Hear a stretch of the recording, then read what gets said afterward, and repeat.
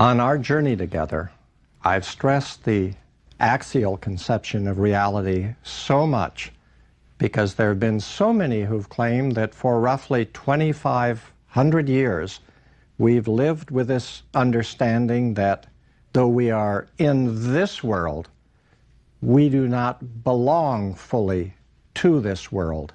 That at least in a metaphorical sense, we're not of this world. And some, of course, have taken that as a literal notion, that we're not of this world, that we belong elsewhere. And some have seen it as a metaphor that suggests that there must be a different way of looking at this world, that there must be a different dimension to this world other than an ordinary one. It turns out that philosophers, and Hegel has been our kind of prime example, the influential one, has said, well, we're in this world, we're not exactly of it, but our rational understanding of the life of the spirit, of our spirits, can allow us to transcend, and through reason, well, we can at least in a metaphorical sense appreciate and embrace a kind of, at least again, metaphorical elsewhere.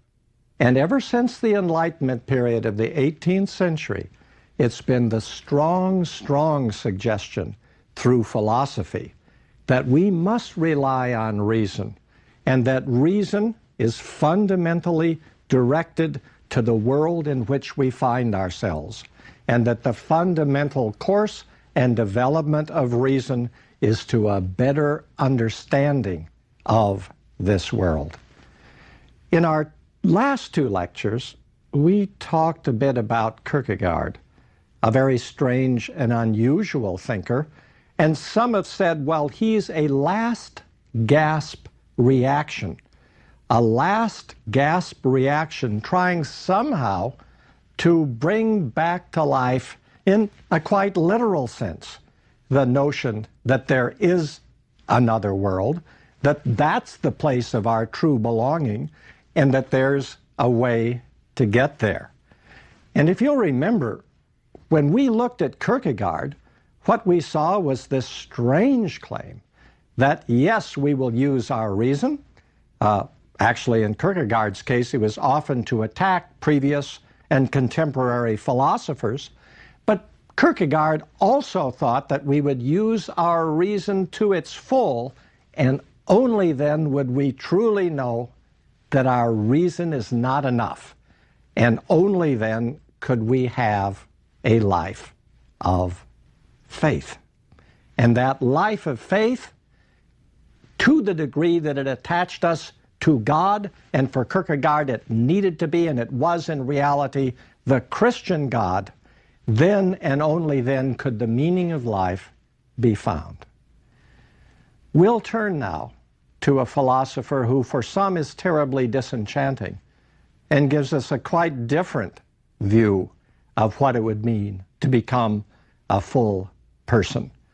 That philosopher is Friedrich Nietzsche, who lived from 1844 until 1900. I will come back to this, but I want you to know and think about it as we go ahead, that in 1889, in fact, on January 3rd, Nietzsche falls hopelessly insane. He lives on about another 11 years before he dies.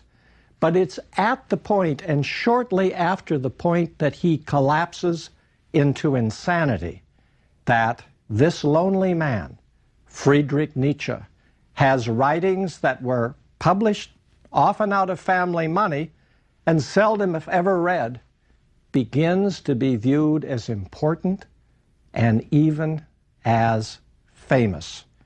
And this leads us to what is a bombshell, or so it was thought by many people. In two different places in his writings, Nietzsche makes a dramatic pronouncement. The pronouncement is that God is dead. A strange remark. God is dead. What this involved for Nietzsche was the claim that this axial outlook, which we began our time together talking about and have said a little more of just a few minutes ago, this axial outlook that has dominated Western thought is no longer effective. That is, it's not credible. We can't live seriously with the hope that though we are in, we're not altogether of the world and that we belong elsewhere. It's a shock tactic in part for Nietzsche. Saying God is dead is saying the axial mode of viewing things is not credible. It's not viable. For Nietzsche, what this involves is the kind of end of what are thought of as foundationalist illusions.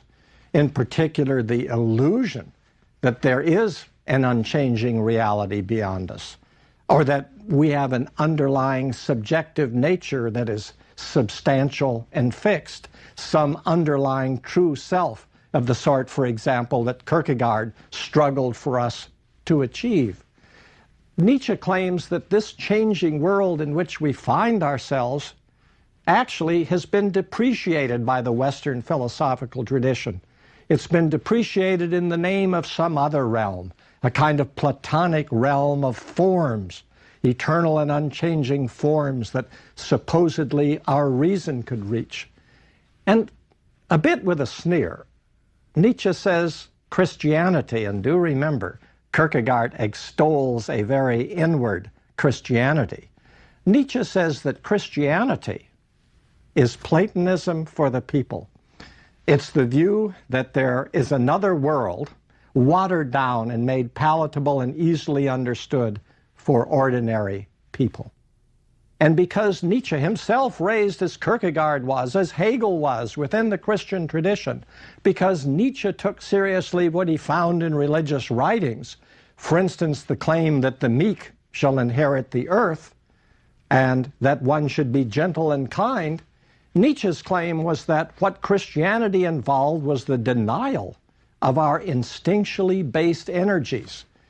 These, Nietzsche thought Christianity was telling us, are our lesser, baser natures. We have to get beyond them. Now, Nietzsche was influenced in his youth by reading Plato and also by reading Schopenhauer.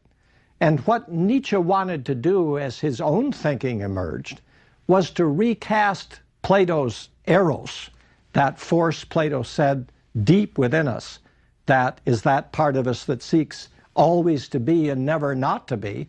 And Nietzsche wanted to recast Schopenhauer's notion of the will. Oh my. The notion it's that gnawing, craving, impulsive energy that hounds us and that makes life not quite worth living.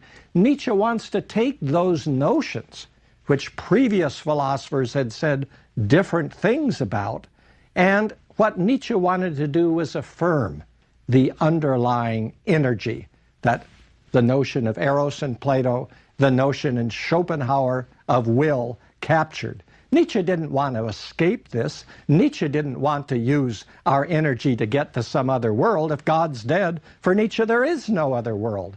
Nietzsche wanted to find a way to affirm, to say yes to this underlying energy. And the phrase he uses to say what this energy is the will to power.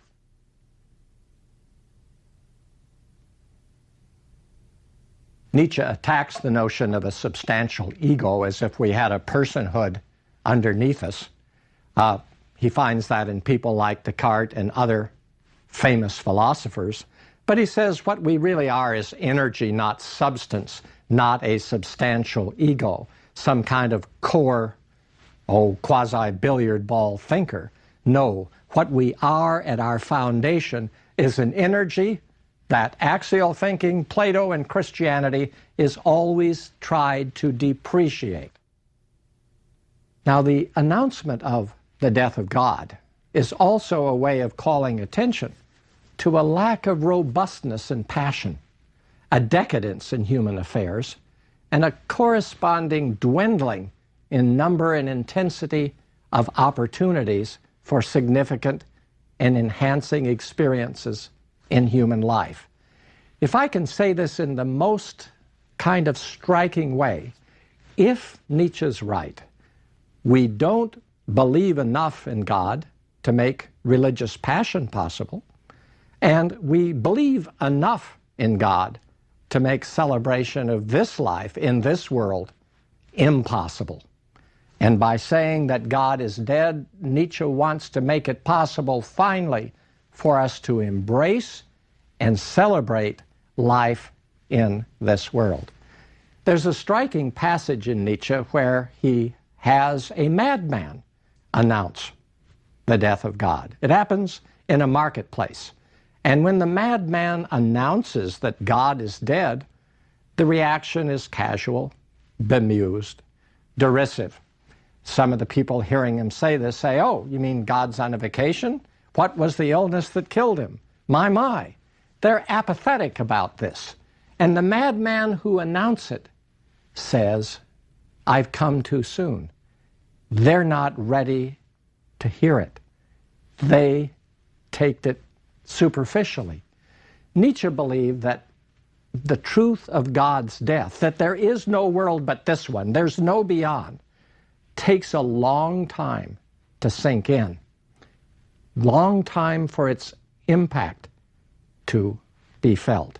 And in fact, Nietzsche said to some people that it would take about 200 years before that full impact would be felt. Let me pause and tell you something about this that I think is an unusual part of Nietzsche. We have a bit of documentation on this. I want you to consider a man living in the 1870s and 80s. This is before he becomes insane. He goes from boarding house to boarding house in northern Italy, and he's mostly a kind of reclusive person. And occasionally he gets into a conversation, and people ask him about what he does, and he casually says that, well, he writes books. They don't know about the books. He admits that they're not selling. But he says, you know, my works are going to be read by people in colleges and universities all over the world in the 20th century. Well, perhaps the people get up and move elsewhere. A guy who's not selling any of his books, that's at a little boarding house in Italy, that says everybody in the world's going to be reading it, sounds as if maybe he's a little strange, a little crazy. But his underlying message is that religion has lost its binding force, and that it leaves us in a position where if we were really counting on religion, which at least we pretend to, well, since it's lost its binding force, we have nothing left to live for or die for. Kierkegaard and Nietzsche agree that religion involves passion. Kierkegaard doesn't think there's enough of it. Nietzsche thinks there's a bit of it which we should get rid of, because that little bit of it kind of turns us away from this world. And if we could get rid of it, we could be focused in this world. Religion, which had been an inspiration and a basis of culture, if it's lost, it may mean, Nietzsche thinks, and Nietzsche thinks this is what's going to occur for all of us, the growth of a great wasteland. Because, you know, if you think about it, what value culture has had previously as a transmitter of values, if that meaning was based on religious notions, well, it's going to deteriorate. It's going to become used up, and only a wasteland might remain. People who could go to cathedrals to worship and to have awe now will go as tourists with cameras and look around and buy postcards. And for Nietzsche, that will have made the whole business a wasteland. And Nietzsche also has a notion that if you no longer have the inspiration of religion, and remember, this is the oddity of it, he doesn't want us any longer to be religious, there is a danger that the alternative to that is that we'll live lives of passive consumption. We'll become, as the current phrase is, couch potatoes. His phrase for this is the last man. That's the phrase he uses. And the last man, the last person, having given up on religion, rightly, but not finding an alternative. Nietzsche will find an alternative for us. will kind of sit and consume. And to do that, to become a passive consumer for Nietzsche, is to hide wastelands within. And Nietzsche thinks that life then will become progressively more hollow, and it will become emptier. Nietzsche captures the decadence of this situation through diverse and often unusual references. For example, he talks about different notions of the meaning of suffering. And he has the notion of a hammer.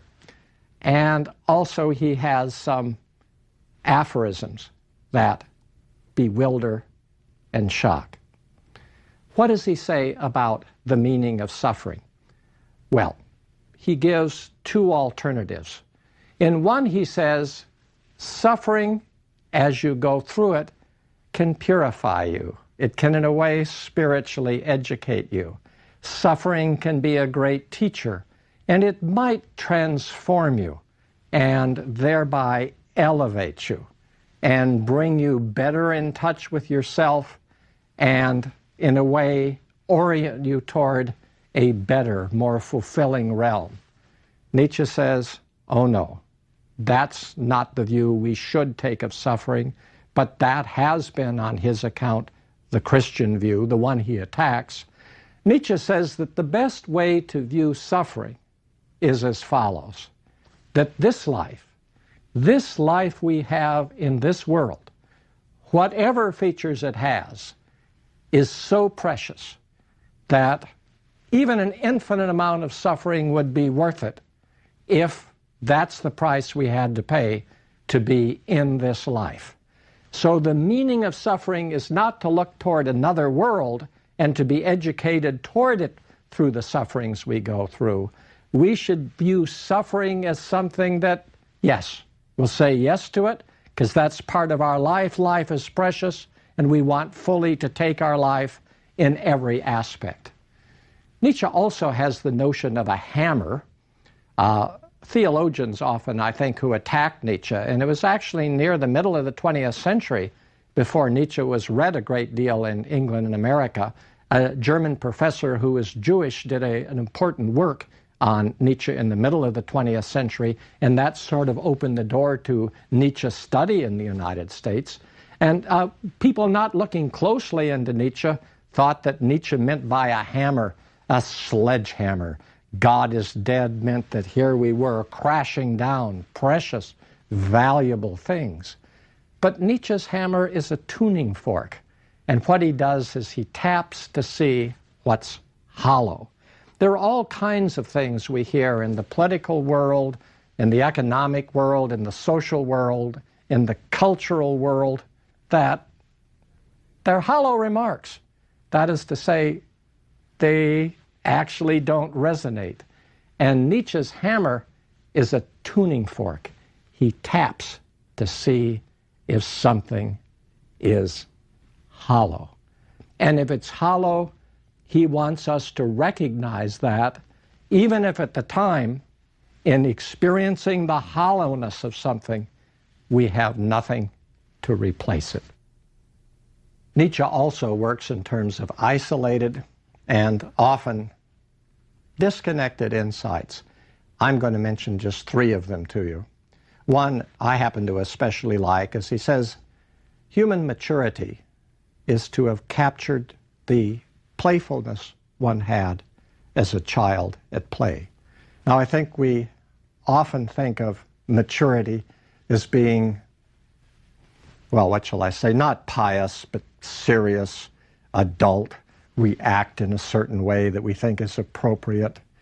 And Nietzsche says that real maturity is to capture the kind of innocence and ease one had as a child at play, to get back to a kind of innocence in that way. Nietzsche also says, this one's a little alarming, I suppose it gets us back to some of the things Schopenhauer said. Nietzsche said, suicide, the thought of it helps us through many a difficult night. I think we could do a whole exploration of some issue like suicide. Remember that Schopenhauer said, Well, suicide isn't the answer to the impulses of our will, because it's an act of the will. What we got to do is just kind of lose our sense that we want to live, but we're not going to act it out. And Nietzsche says, suicide. Thinking about it helps us through many a difficult time. Let me give you just a third and last aphorism from Nietzsche. He says there are no moral phenomena. There are just moral interpretations of phenomena. So there's no moral value per se. We just interpret things in certain ways and call them the right way, the moral way, the decent way, the good way.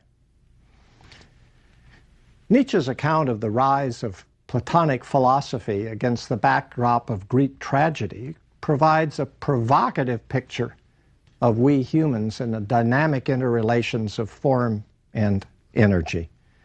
The personal circumstances that surround Nietzsche's first book, which was called The Birth of Tragedy, From the Spirit of Music, provide a kind of insight into the motivation of the book, and also tells us something about the frostiness of its reception. Nietzsche had a meteoric career. He was a graduate student with a famous professor, and the graduate student Nietzsche got recommended by the famous professor to get a very important philosophical position in Basel, Switzerland, a position that probably you would only have deserved by working hard until you were about 40 years old, maybe older, because of the great influence of the professor that was the professor for whom Nietzsche was a prodigy. Nietzsche got this position when he was about 24 years old. He comes to Basel. He writes his first book. It is a strange book about the birth of Greek tragedy, and it's written in a way that extols Schopenhauer, that celebrates Richard Wagner, the German composer I told you about before. Nietzsche's trained in classical philology. The book isn't well documented with footnotes and Greek references. A lot of extolling of Wagner, a lot of stuff about Schopenhauer. The 40-year-olds that thought they deserved the position Nietzsche got because of his inside track, just horrified. And of course, they happily took out their horror by writing very nasty reviews of the book. In the book, what Nietzsche does is offer an account of the core of Greek tragedy that captures, he claims, the core elements of our very human existence. Nietzsche refers to the Greek god Apollo, who represents the formative, clarifying, individuating capacity we possess. Let's not think of ourselves now as something called reason. Let's think of ourselves as beings with a capacity to shape and form things. And Nietzsche says in this book that's so scandalized, though happily among the senior people at Basel, he says in this book that so scandalizes them that if you really want to know what this element is in you that the Greek god Apollo represents, look at your dreams. Your dreams are themselves living examples of the shaping, formative activities of what you call your mind or your soul. Nietzsche doesn't so much believe in minds or souls. He believes we have a formative capacity. And he says the Greek god Apollo actually is a way of coming to see that.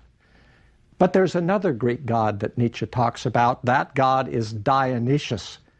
Dionysius isn't a god of shaping and forming. Dionysius represents primal, boundary-breaking, and potentially destructive energy that pulses through us at all times. Sounds a little bit like Schopenhauer's notion of the will that we talked about a little while ago.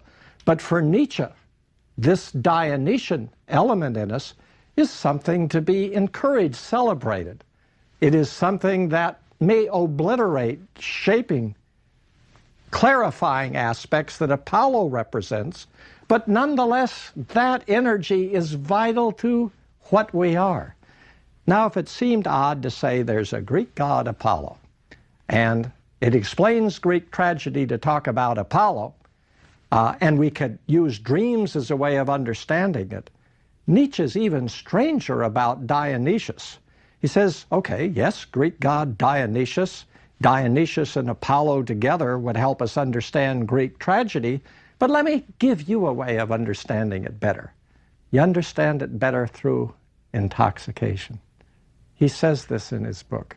If you really want to understand the Dionysian in us, well, it didn't say get drunk, but he says intoxication is the avenue through which you come to experience this primal force. A creative interaction of these two principles acting within us, the Apollonian, the Dionysian, makes possible, Nietzsche thinks, a continuing affirmation of life. And if they're worked together, they are dynamic.